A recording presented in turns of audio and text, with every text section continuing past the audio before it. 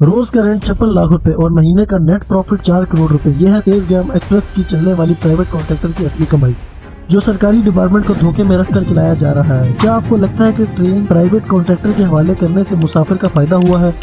मुसाफिरों का संगीन दावा है जो टिकट कानून आपको 1500 से 2000 रुपए में मिलनी चाहिए थी, ये ऑपरेटर विंडो पर आर्टिफिशियल शॉर्टेज बनाकर आपको वही टिकट ब्लैक मार्केट में 3500 की बेचता है, यानी आपकी जेब पर डायरेक्ट डबल धक्का। मेरा आपसे सवाल है कि आपके साथ कभी ये टिकट ब्लैक वाला सीन हुआ है? मुझे भी कमेंट में बताओ। रेलवे तो अपना इंजन और ट्रैक देकर धोखे में बैठा है, मगर ऑन ग्राउंड आपकी जेब काट कर ये ऑपरेटर अरबों रुपए छाप रहा है। ये मेरी बात नहीं है, ये है ऑडिटर जनरल ऑफ पाकिस्तान की ऑफिशियल ऑडिट रिपोर्ट का डाटा। ये सरकारी रिकॉर्ड्स गवाह है कि कैसे प्राइवेट ट्रेन ऑपरेटर के ड्यूज डिलेड है। अब इस ऑपरेटर की कमाई का वो होशरुबा मैं समझे जो आपसे छुपा कर चलाया जा रहा है। ये ऑपरेटर रेलवे को डेली 56 लाख रुपए फिक्स रेंट देता है और ये है सरकारी रिकॉर्ड के मुताबिक फ्यूल कंजप्शन शीट। इसके मुताबिक स्टैंडर्ड इंजन 1 किलोमीटर में तकरीबन 3.5 से 4 लीटर डीजल लेता है। रावलपिंडी से कराची का पूरा रूट का डीजल और ऑपरेटिंग कॉस्ट मुश्किल से 18 से 20 लाख रुपए बनती है। अब आए असल धंधे पर। एक इकोनॉमी डब्बे में 72 लोगों की जगह होती है, मगर ट्रिप में 120 बंदे जानवरों की तरह कोच में ठोसे जाते हैं। मुसाफिरों का संगीन इल्जाम है कि 40 से 50 एक्स्ट्रा लोगों से हैंड टू हैंड